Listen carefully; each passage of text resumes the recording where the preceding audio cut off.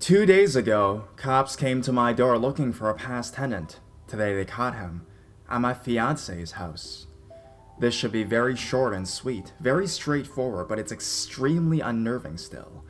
A few days ago, I was awoken by a doorbell and met with a police officer. He asked about a guy we get a lot of mail for. Told him that and that we don't know the guy at all. Cop is on his way. No word after that, whatever. Until today, I get off work. I get in the car and my girlfriend tells me someone came to her house and asked for a guy who wasn't there. Her brother tells him that guy isn't there. Then the guy jumped the fence into the backyard and started running around. The cops got him in their backyard. This made local news. The guy's name was the very same as the past tenant that the cops were looking for. Whether it was the 100% chance or this was on purpose, I hope none of us meet this guy again.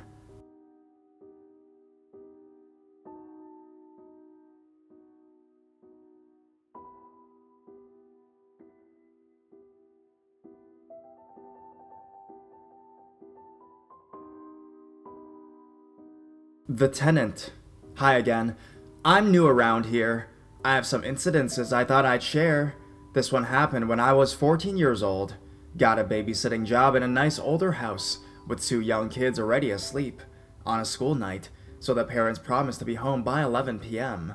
TV is on in the living room. My homework is on the coffee table in front of it. The kitchen was the open type next to the living room. The parents had told me before they left to make myself comfortable and make myself to food if I wanted any. Go to be a nice quiet night, right? In the middle of the kitchen was a shut door, which I didn't pay any attention to. The kitchen island was in front of it. I got the fixings for a sandwich out of the fridge. So, I'm in the kitchen, making my sandwich at the island, when suddenly the door in this kitchen opens, and walks in a 5'11" or 6 foot tall bearded dark-haired guy in his early 20s. I was startled. The parents hadn't mentioned anybody else being in the house. I asked, "Who are you?" He answered, "Downstairs, tenant." Still startled, I said, "Well, I'm the babysitter." And he said, "Oh," or something like that. There was an awkward pause.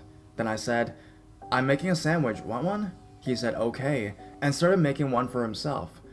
He made a bit of small talk. What is your name? What school do you go to? Etc. While he made his sandwich, so he seemed friendly and non-threatening. I felt a little uncomfortable and thought it was weird, but probably it would be okay. So I went to sit on the sofa with my sandwich. I was 14 years old, remember, and at that time very quiet and polite. So I started eating my sandwich, flipping through my textbook with one eye on the TV. Next thing I know, he's sitting beside me on the sofa. I don't mean social distance at the very end of the sofa. I mean right beside me, pressed up against me, his left leg up against my right leg. He's still making sporadic friendly chit-chat, but he's too close and kind of pressing into me. So I get up and go sit on a kitchen stool with my sandwich. A few seconds later, there he is again, on a stool beside me, too close. This time his knee pressing into mine. This is not okay. Back to the sofa. 30 seconds later, he's back on the sofa, pressed into me. Thus began the evening when I couldn't sit still. I stood in the kitchen next time. Yep, he gets up and is standing next to me, elbow brushing me this time, so on it went. He didn't seem to dare touch me with his hands, or to actually say anything suggestive, but he just kept getting too close, leaning or bumping into me over and over again. It didn't matter where I moved to, or where I sat or stood. There he was, again, friendly, smiling, and too close. I guess in retrospect, I was afraid to confront him, as he was a large guy. I just hoped that by moving away, he would get the message, but he didn't. So what am I going to do? There are sleeping children. I can't leave. The parents should have left a contact number, but didn't. The only place he didn't follow me to was the children's room when I went inside to check on them. I was worried he might follow me down the hall, which was dark, to enter their room, which was also dark, but for some reason he didn't. He just kept in the living room and the kitchen area. So on it went for the entire time I was there. From about 6:30 p.m. to 11 p.m., I couldn't sit or stand without this guy moving to sit or stand pressed into me. He never said anything lewd or suggestive, but kept up this constant being too close, too close. By the time the parents got home, I was frazzled by this jack-in-the-box constantly having to keep moving all evening. Of course, I got no homework done because of it. The guy heard the parents' car in the driveway and vanished back through the basement door before they came in. The parents paid me. I never said anything. I was just so relieved to finally get out of there. I never went back to babysit there again, either, although I'm sure they called me. So, creepy too close basement tenant, let's never meet again.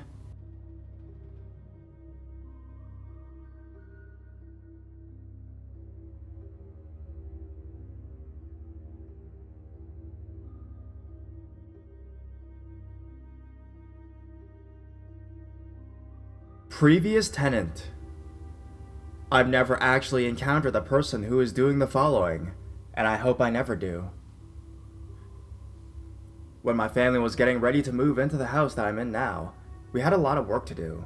The person who was supposed to be kicked out had been squatting in the house, and they had 2 dogs locked in a bedroom. The floor was covered in at least an inch of crap, and the rest of the house was trashed. It took us forever to make this place livable after the dude left. A couple months after moving in, we still had tons of stuff still in boxes tucked away in the garage. Most of it was stuff we didn't have a place for in the house, since we just combined all my grandparents' things with my dad's. One day, my grandma is going through some storage tubs to find the one with my dad's towels in it, and she realizes that it's not there. Neither is a couple of other containers that should have been there as well, so we figured one of us must have left the back door unlocked, and someone took off with whatever they put their hands on. After that, we make sure the door is always locked so that nothing else goes missing, but it keeps happening and escalating.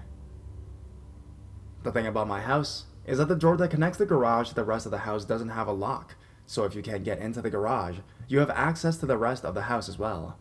We start finding that some clothes are gone. First a dress of my grandma's, then my old choir shirt, a pair of my dad's pants, the list goes on and on. It's always stuff we haven't worn in a while, but we know is in the closet for whenever we need it. Stuff like this keeps happening, so we change the lock on the garage door, but that doesn't keep them out for long. One night, before we go out to eat, my brother goes through the house making sure everything is locked, and then we leave. When we get back, everyone is either in the living or in the kitchen, and we hear a bang from the garage. We go to check it out, and the door is wide open, swinging with the wind. My dad goes, locks it, then we check to see if anything is gone from the house. Nothing immediately pops up, so all of us sigh with relief that we still have all the stuff that would be a bitch to replace. After that, we start letting my big dog loose in the backyard to keep unwanted intruders away.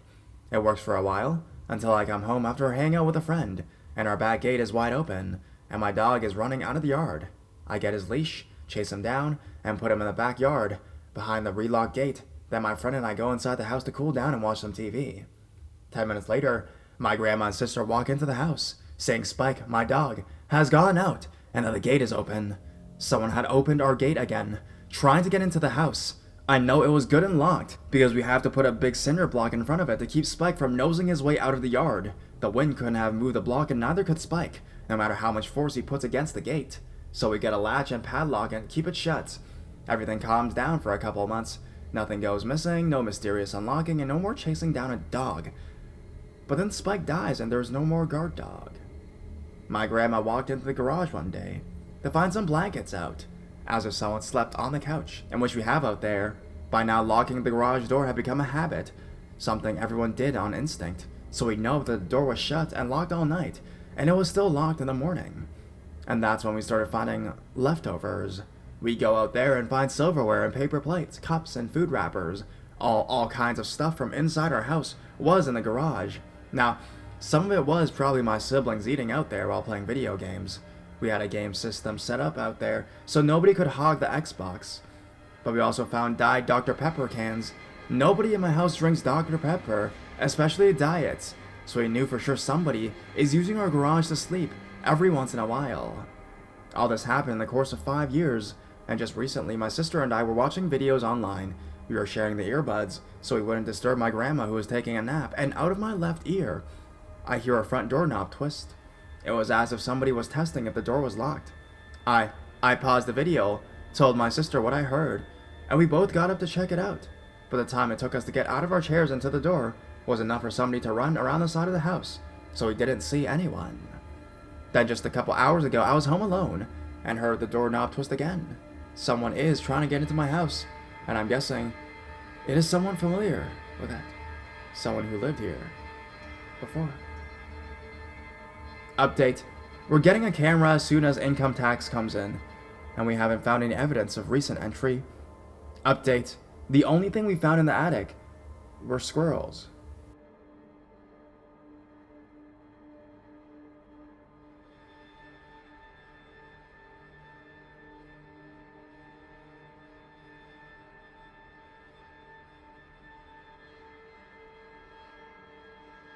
Good thing we changed the lock. My boyfriend and I have been living in our apartment for several months when things became a little odd. We always left for work at the same time, and I usually got home first. One evening I get home, and there is some stuff on the kitchen counter, a clean cup and a butter knife, and a dusting of what looked like powdered sugar nearby. This was strange because my boyfriend was a bit of an OCD about the kitchen. Dishes had to be put away or in the dishwasher right away, and the counter must be wiped down. Well, I figured maybe he hadn't bothered to put these things away before we left for work, though I couldn't remember him being in a particular rush that morning. Didn't think much of it, just put the things away and I forgot about it. About a week later, one evening, I found the stuff in our bathroom was in odd places. My boyfriend and I kept our stuff separated, his shaving gear and deodorant on one side of the mirror, my stuff on the other side. But some of our items were mixed up. Again, I didn't think much of it, just moved the stuff back and forgot. Not long after, on a weekend, my boyfriend went to the gym, and I left a little after him to see some friends. When I got home, he was really angry at me. He said, "If you're gonna start smoking again, at least be honest about it." I was like, huh? Because I had given up smoking ages ago. My boyfriend said when he got home, the house reeked of smoke, and there was a cigarette butt in the kitchen sink, which was not mine. Well, I'm freaked out now, and tell him about the stuff on the counter and in the bathroom, and he's freaked out too. We went to our landlord's apartment and told him that we think someone has been coming into our apartment. He gets this anxious look on his face and said we have to change the lock immediately. He called around until he found a locksmith who could come that afternoon. Well, of course, our landlord's reaction really scared us, but he brushed it off. He said it was probably just the teenage son of the man who rented the apartment before us. Maybe he made a copy of the key before they moved out and was just being a bit of a troublemaker, you know? Nothing to worry about. We didn't really find this reassuring, but the lock was changed anyway, and we didn't really have any further troubles about it. But after we had been living in the apartment for about a year, my boyfriend had become pretty good friends with the landlord by then. One time they were sharing beers, and the landlord told them more about the previous tenants. There was indeed a man and his son living there, but the son was not a teen but in his 20s. He had pretty severe mental health issues, and when he went off his meds, he had a psychotic episode where he assaulted his father, bad enough that the man had to go to the ER and they both moved out. The landlord thought the son went to a psych ward after the episode. He also had to keep the apartment vacant for some time afterwards while he made repairs because the son had caused a lot of damage. So, we didn't just have some kid coming into our house. It was most likely a psychotic man with a history of violence. Freaky. What creeps me out even more is that even before the stuff was left on the kitchen, things were odd. Sometimes I would come home and just get a weird feeling that someone had been in the house. Also, when we first moved in, sometimes we would get the feeling of being watched while we were in the living room. That room had a big window with some crappy blinds. There were gaps in the blinds, and the feeling was bad enough that my boyfriend and I hung up a big blanket over the window not long after we moved in. Scariest of all, one night, the sound of a front door closing woke me up. I was half asleep and thought to myself, oh, that's impossible. I must have dreamt it. But now I wonder. I can't prove it. But I think the guy was coming into our apartment from the beginning. And it was only later that he got sloppy about covering his tracks.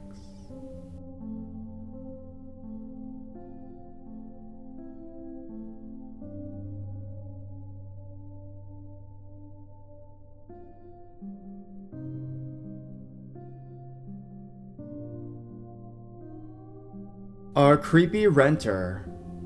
My first post here, sorry for length. Back in my 20s, I moved in with my boyfriend's significant other who owned a house. The house was an old 3-bedroom, 2-story that he shared with 2 friends. My significant other wanted to rent the upstairs after his friends moved out and took out an ad in the paper. A soft-spoken young man called. We interviewed and he was small, neat, quiet, and a student at the chef school. We were right on his bus route. He had no car. He cooked on the weekends for a church retirement home 5 blocks south of us, so this was perfect for him. Dave seemed fine. On move-in day, he showed up dragging items down the street from the bus stop onto our lawn in 2 cardboard boxes. My boyfriend offered to go get the rest of his things, because otherwise he would make several bus trips carting belongings. We noticed during this time that he seemed to be not quite there, but we shrugged it off to being tired and stressed from moving. As we began to bring his things upstairs, I noticed that most of the items appeared to be items a 10-year-old boy would have. Toys, books for that age, many notebooks and journals written in shaky, childlike writing all across the covers, just loosely thrown in old broken boxes. It was then that I noticed the old metal Playskool mailbox, the old toy ones that were 10-inch tall replicas of actual dome-shaped ones on street corners, complete with the words post office embossed in the middle of the side and a drop slot. It was painted matte black, and I picked it up. I saw the word shame having carefully painted over the post office on both sides in large white letters. I shook it and heard paper shuffle about, so I gave my significant other a glance and cocked my head at the mailbox I held, turning it ominously until he could read the big white shame. Both our eyebrows went up in unison. Dave came down and I asked him what the shame box was. I wanted to know what we were getting into after a month lease had been signed. He mumbled something under his breath about writing down ideas that were bad and wouldn't meet my eyes, then took a box of papers and hightailed it upstairs. Shameful, okay, I get it. It's in big letters on the damn metal toy. Gah! I mouthed the word bad at my significant other. He frowned at me for teasing him. I dropped the subject. Upstairs, I purposefully set Dave's shame box down in front of him, thinking it as a special place reserve. Dave's is busy stapling dozens of Boys Life magazine covers all over the wall. He's wallpapering with Boys Life. I stop what I'm doing and just look at the pictures because weird. Boys Life was a magazine from whatever era before I was born, and he's younger than me. They were all like 1950s covers showing 1950s boys posing while water skiing, hiking, badmintoning, etc. in cheesy Kodachrome photography. I thought maybe he collects them, or maybe he's into guys. No problem, but these are real young boys. They're full of staple marks and careful tears from previous walls. They seem much loved. I got a weird vibe, okay? We're back downstairs now. I walk in the kitchen, where he was putting away his kitchen stuff, and I find him standing on the kitchen table, hoisting a clear bear-shaped bottle of honey over his head, doing some kind of weird snake undulation as he watched the sun refract from the amber honey like it was the freaking mystery of the universe. Maybe mushrooms, acid, something. I asked what he was doing, and if he can come down off the table so he doesn't fall, figuring he's tripping balls. I chalk it up to that. Hopefully it's just recreational use. He gets settled, and we don't cross paths really over the next few days with our work schedules. Weird things continue around him, and I'm starting to think he has some sort of mental disorder, so significant other makes note of the situation. Super Bowl Sunday, he walks into our living room, pacing in front of the TV loudly, shouting Super Pig and a blanket bowl over and over in a sing-song voice. We ask him a few times to move so we can watch. I finally have to physically escort him out of the way. My significant other and I have become used to just glancing at each other with a raised eyebrow look to make sure we're catching these weirdings. We've discussed that he might be high-functioning if he can attend school and hold a job. We begin to think of a way to break the lease. Another time, my significant other makes a sandwich and turns up to get something out of the fridge as Dave walks through the kitchen with his backpack on from the basement. Significant other turns back and the sandwich is gone. He runs to the front door and Dave is walking down the street, eating the sandwich, having snagged it on his way in an impressive yet aggravating swoop. He yells, "Dave!" Dave just raises the sandwich in the air like Rocky, and then turns with his freaky grin before going on to catch his bus. More strange things are happening, and when we confront Dave, he just looks at us blankly or says in his small voice, "Oh, okay." He does have lucid moments where he's the super sweet kid who practices his cooking techniques, and we joke and laugh and all seems normal and is forgotten. He makes me a radish rose one day and leaves it on the table with my name on a piece of paper next to it. It's like he's either this innocent, naive, people-pleasing kid or weirdly emotional, ineffective, and ignoring you. You never knew what you were going to get from him, like walking in on him assembling invisible boxes in midair, like he's on some sort of speed freak assembly line, or him walking into the bathroom as you shower so he can pee like you're not even fucking there. Another day, he comes up in the basement in the morning as we're making breakfast. We assume he's been doing laundry because the basement is pretty unfurnished and it's dark and dank. Hi Dave, want some? He walks past out the door, I guess to work. Okay. We sit down to eat, begin talking, and hear more footsteps coming up the creaky wooden stairs. Huh? Up comes this tiny old man from out of our basement that we've never seen before, disheveled, clutching something small that is a ball of clothes or a blanket or again, huh? We stare open-mouthed, and no one says a word. Was he Dave's homeless friend? Creepy escort lover? Laundry freeloader? Dave never mentioned socializing or friends, and the guy was Dave's great-grandfather's age. One super creepy moment. The man makes eye contact and sees he's obviously startled us and bolts out the back door from the kitchen like a criminal. My significant other looks at me and rushes down the basement, where he finds blankets and other stuff made into a makeshift pallet and bed on our floor. What the fuck? We wait to talk to Dave about this guy, an appropriate place as guests should be, like not camped out in our basement with all creepy and stuff. I was honestly concerned that this old dude was taking advantage of him somehow. But Dave doesn't come home, not the next day or night, not several days. He's vanished? Did creepy man take him out? We begin to worry. I get a call 2 weeks later, and it's a doctor from the university hospital where Dave has been in a psych ward. The doctor asks if I'm Dave's roommate, and is it okay for him to be remanded to me from the hospital when it's time for discharge? Say what? Turn out Dave had an episode at his work where he stabbed his coworker with a kitchen knife in an argument. What the actual fuck? I'm trying to nope the hell out of this doctor's remanded care suggestion. I finally tell him that we have no idea what the hell is going on and are not responsible for him and are scared to have him in our house. The doctor indicates Dave's been placed on medication and that has stabilized his schizophrenia. He's under social services care and is no longer a threat. Nope. Contact his fucking family. They don't know of any? In the end, he comes home with the understanding that he has to find new arrangements immediately. We contacted the church he has worked for, the other cook quit, and I don't know what happened with the assault charges, and they put him up in a place. Last I heard of him. So yeah, we didn't rent out again after that.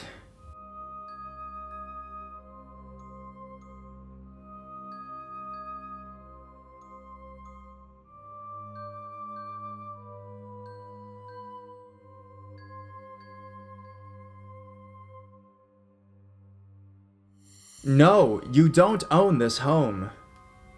For the past month, my roommate and I have been harassed by a crazy old lady who is under delusion that our home belongs to her.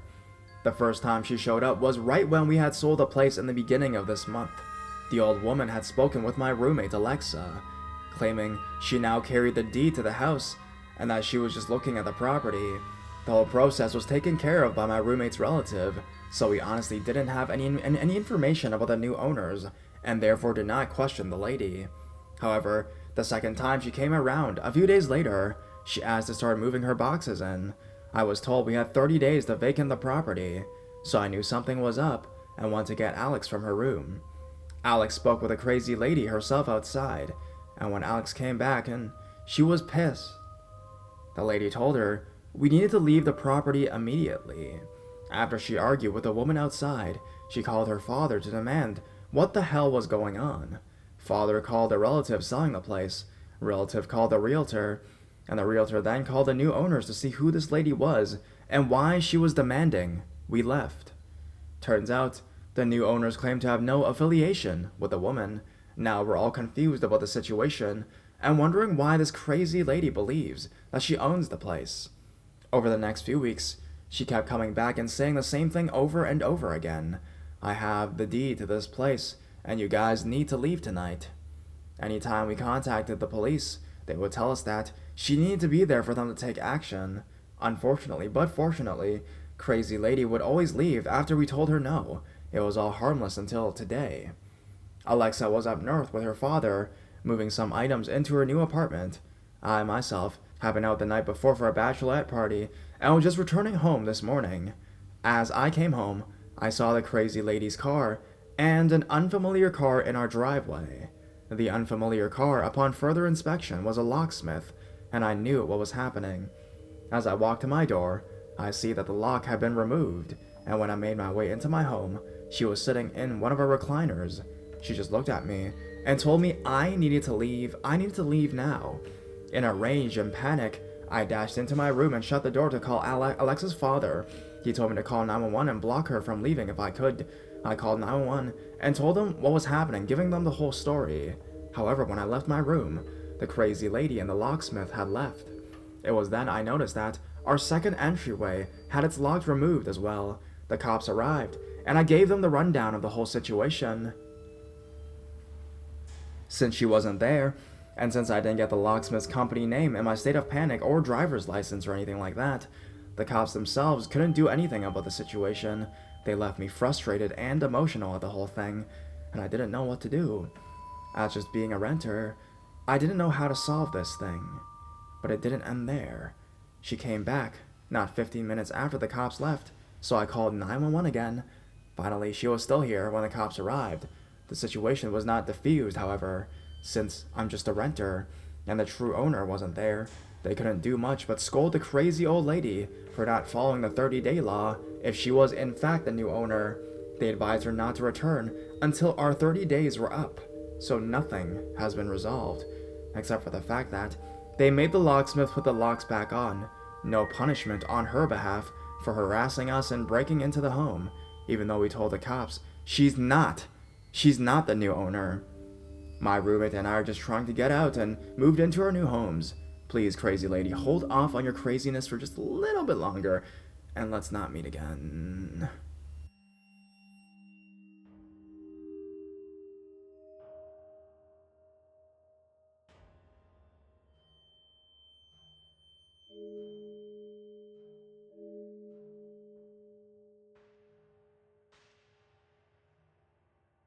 Previous tenant. Okay, so this will be some background information so that this story makes a little bit more sense. I live in a 2-story house with 3 doors. The front door goes into a closet so we don't use it. Side door, main door, but is not visible from the driveway, so unless you knew it was there, you were likely to knock on the front door. And our back door, obviously can't see it from the front of the house or side where the driveway was. This door was also generally unlocked because the lock on the handle was very hard to lock. Now, so you understand, this story takes place when I'm maybe 12 or 13 years old, 5'2", about 120 pounds, girl. So, I was alone during the daytime. Usually no one would be home, but I was for some reason. During the middle of the day, I heard a knock at the side door, so I go down to check it out. And the side door has the one solid door that opens inwards, and a second one on the outer side that is a bit flimsier with a screen, so that during the summertime, we could keep the door open without worrying about anything getting inside. I looked through the window on the doors, and I didn't recognize the guy that I was standing there. He was probably in his mid to late 20s, wearing a beanie and a trench coat-like jacket. I opened the first inner door after making sure that the outer one was locked. I could see it from the window, and we started talking through the screen. The first thing I noticed was that he was standing in a weird way. He kept touching his hat and looking around and shifting from foot to foot. It was the way he was talking as well, like he was nervous but still trying to be charming and smile and everything. So, at first, I thought it was a sketchy coworker trying to buy a square on board that my dad runs. So I asked if I could help him, and he started going on, being polite and saying things like he grew up in the house and was just driving through town and just wondering if he could go through the house for memory's sake. And that was the biggest red flag to me, because I had lived there since I was 3 years old, and my dad lived there before I did for years, so the ages didn't match up. Now, I knew this guy was a sketchball, and I only had a small door between us, an unlocked back door that he could easily dart for, and a front door that was so old that it could easily be broken down. I told him that my dad was showering upstairs and would not appreciate it if I let someone in the house when he's naked, and this guy's face was obviously scared because we didn't have any cars in the driveway, so I'm guessing he didn't think anyone was at the house at the time, like there usually wouldn't be. And when I saw the fear in his face, I played it out and said, I could go upstairs and get him if you'd like. And the fear in his face just became so intense that he started jabbering and walking away towards his truck and was saying something along the lines of, oh no, that's okay, I'll come back later. So I smiled and said, okay, goodbye, see you later, just being polite. The second he turned around to get into his truck, I locked the door and ran to the back, and I think I propped a chair underneath the back door because I couldn't lock it. Then I checked the front door to make sure no one could get inside, and I watched him leave the driveway through the front window. That night, I was sitting in the living and dining room, and my mom, dad, and brother were there, and I calmly asked my dad who lived here before him, and he told me that it was a gentleman in his 70s who practically built this house and lived there for a very, very long time.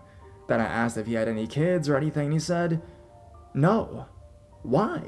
Now, everyone was looking at me like I was weird for asking that type of a question. Then the only thing I said was that some 20-something-year-old said they lived here and wanted to get into the house.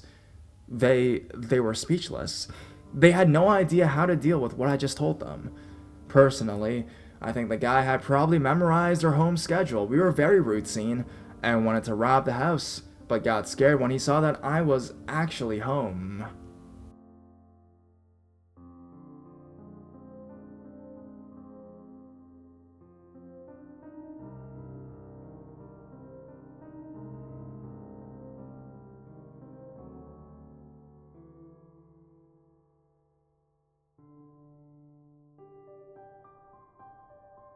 RETA. A few years back, I lived in a student house with my girlfriend and a few friends of mine. We tried to fill each room in the house with good friends, but we couldn't find someone to take the last room in the house, so our landlord had to find someone himself. After a few weeks of living there, our landlord told us that he found a tenant who will be moving in. I came home from class one day to find that our new roommate had already moved in. Her name was RETA. She was short, extremely heavy-set, covered in acne, and had long black hair that went past her waist. She was super quiet and definitely didn't fit with the rest of us at the house, but we accepted her and tried to make her feel comfortable. We were known for throwing some pretty crazy parties, and also felt fairly comfortable letting almost anyone into our house while partying, which in retrospect was not very smart on our end. We would invite RETA to come down and party with us, but she would mostly just stay in her room. It all started one weekend morning when I woke up after throwing a party the night before. My friend Zach, who lived in the house as well, came down to my room. Man, you have to come see this.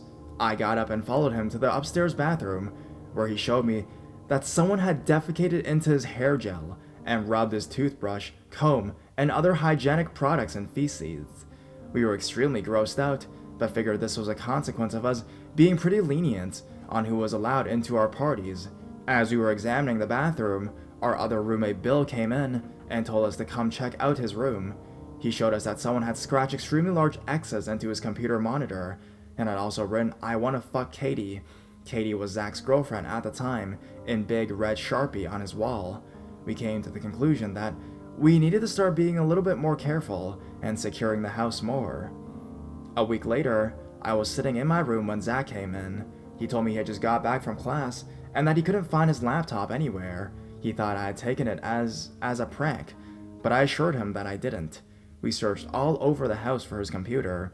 We couldn't find his laptop, but we did find some other belongings, such as Bill's Xbox hidden under the bathroom sink. We knocked on RETA's door and asked her if she had seen or heard anything suspicious. She told us that she saw an unfamiliar guy walking around the house earlier, but that she figured it was one of our friends, and went back into her room. We ended up calling the police, and they did a quick sweep of the house, got a description of the unfamiliar guy from RETA, told us to lock the house up, not invite strangers, and that was that. As the weeks went by, strange things continued to happen in the house. My girlfriend's credit card was stolen and was used to make online purchases. Bill's door was found busted open. Blu-rays and other small items were going missing. At the same time, Bill was getting Facebook messages from somebody named Robin Holmes, who claimed to be RETA's ex-boyfriend. He was telling Bill to rape Zeta in her sleep and to perform other sexual activities with her and to write him back about it. We were pretty suspicious of Retta at this point, as everybody else in the house was good friends with each other. We decided to check her room while she was out one day. We scanned her room thoroughly, but came up short. At this time, it was Christmas break, so all of us went back home to our families. When we returned to the house a few weeks later, my girlfriend spotted her credit card behind the toaster. For a second, she thought that maybe she had misplaced it the whole time, but then she realized that her credit card had made purchases after it went missing, and that somebody had tried to put it back. We decided to search Retta's room one more time while she was still away for the holidays. While searching her room for a second time, we found out that our suspicions of Retta turned out to be accurate.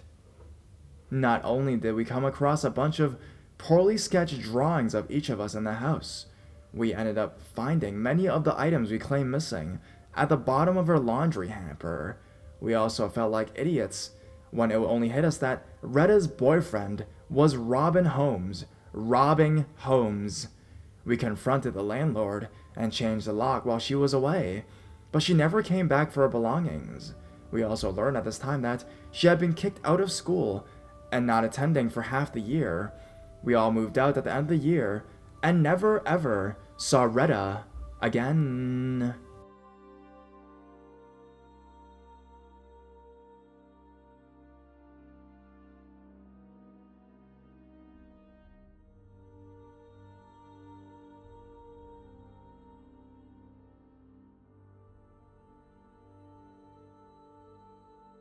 Creeped on in my own house. I was 23 years old, had been married 3 years, had a toddler and also a month-old baby. My husband was 29 years old. We lived in my hometown, a small town in the south. We were renting a big old house out in the woods. The house was a one-story even though it had big rooms. It only had 2 bedrooms in the main part of the house and 1 bath. This is relevant. We also had a back porch, which someone who had lived there before us had closed in half of, making it into a room which we did not use. My husband became friends with a guy we will refer to as Hal, who was in his early 40s. He, Hal, was related to some lifelong friends of mine that I'd grown up with. Hal was staying with his mom and half-sister, half-brothers, and all were living in a really small house. He had decided to get back with his wife, who had come from up north. She was a registered nurse, so she had gotten a job right away, and Hal also was working. The problem was, his family that he was staying with had a house full, and they told Hal that his wife and kids could not stay with them, even for a few weeks, because they were just too crowded. My husband told them they could use the room on the back porch. Hal and his wife had a teenage daughter and a toddler. The daughter could sleep on her couch, and the parents and the toddler could use the back porch room. Of course, they would also have to use our bathroom as well, since there was only one, and they could eat with us, or use our kitchen to fix their own meals if they wanted to. Well, I'm a little reclusive myself, and I don't really like having people stay in my house. But I also was raised to believe that you should help people if you can. I decided I could do anything temporarily, so why not? They came to stay. It was a little awkward and uncomfortable for me, but not real bad, because when the mom came home every day, she would get her kids to go visit his family. Hal seemed to stay away a lot too. I would have the daughter and her little brother there during the day, but once again, I dealt with it, because it was only temporary, right? One evening, myself and my kids had spent the day at my mom's. We had eaten dinner with her, and I came home to what I thought was an empty house. My husband worked construction and was working in another town, so I knew he would be late. I was very happy I would have the house all to myself. I put my children to bed and decided to take a nice long bubble bath. I hoped when I got out, Hal and his family would still not be there. I was going to watch my favorite show and just enjoy my privacy. I got out of the bathtub, put on my nightgown and terry cloth robe, and was standing in front of the mirror putting on lotion or something. I heard a knock on the bathroom door. I thought it was probably Hal's wife or daughter, figuring they had returned home. I was a little irritated, but tried to keep it out of my voice. I said, "I'll be out in just a minute." I tried to finish up what I was doing quickly, so I could let whichever one it was have the bathroom, The person knocked on the bathroom door a second time. I felt slightly irritated then. I repeated that, "I'll be right out." Well, I opened the door and there stood Hal. He was wearing nothing but a smile. If any of you missed that, he was completely nude. It didn't register with me at first. I just looked at him and then he covered his privates and giggled like a little girl. I slammed the door in his face.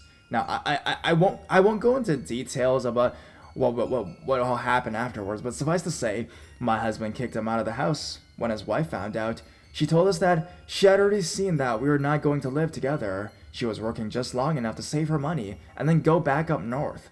It turns out Hal was some sort of exhibitionist. When he got drunk, he liked to walk around in the nude and creep women out. His wife told a story about how his sister let him come and stay with her and her teenage daughter in their apartment out on the west coast, and one night he came down the stairs in the nude in front of his own sister and niece.